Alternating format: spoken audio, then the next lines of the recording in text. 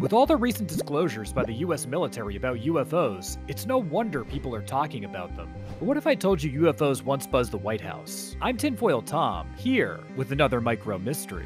Just before midnight on July 19, 1952, an air traffic controller at Washington National Airport named Howard Coughlin, along with his colleagues, saw several objects operating in restricted airspace on their radar screens near the White House and Capitol buildings in Washington, D.C. He said of the event, quote, "We saw this object doing maneuvers an airplane wouldn't do, and it was going over 1,000 miles per hour. When they reported the event, they were told by the FAA that it was just swamp gas." Coughlin and his colleagues weren't the only one witnessing the event, however, as several other radar operators and pilots in the area had also called in sightings. This was hardly an isolated event. One of Coughlin's colleagues, Edward Nugent, witnessed several craft at the time moving at these great, impossible speeds, and later said, quote, "We knew immediately that a very strange situation existed. Their movements were completely radical compared to those of ordinary aircraft." Meanwhile, control tower personnel at Andrews Air Force Base, just a short time later, scrambled two F-94 Starfire fighter jets to intercept the strange crafts over the Capitol, which vanished upon the jet's arrival. When the fighters ran low on fuel and returned to base, the strange craft returned and continued the breathtaking and dazzling aerial display until about 5:30 a.m. Just 1 week later, on July 26, the unknown crafts returned, and again the Air Force scrambled fighter jets, with Lieutenant William Patterson saying that, quote, "I tried to make contact with the bogies below 1,000 feet, and that, quote, I was at maximum speed, but I ceased chasing them because I saw no chance of overtaking them." The United States was hurled into UFO fever, and newspapers across the country reported on the event. President Harry Truman knew he had to do something, and a press conference was held at the Pentagon to attempt to quiet the panic, with Major General John Samford telling the gathered reporters that the pilots, the air traffic controllers, and others on the ground must have witnessed weather anomalies, electronic phenomena, or light aberrations, and that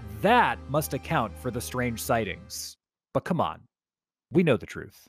Subscribe and follow this account for more intel.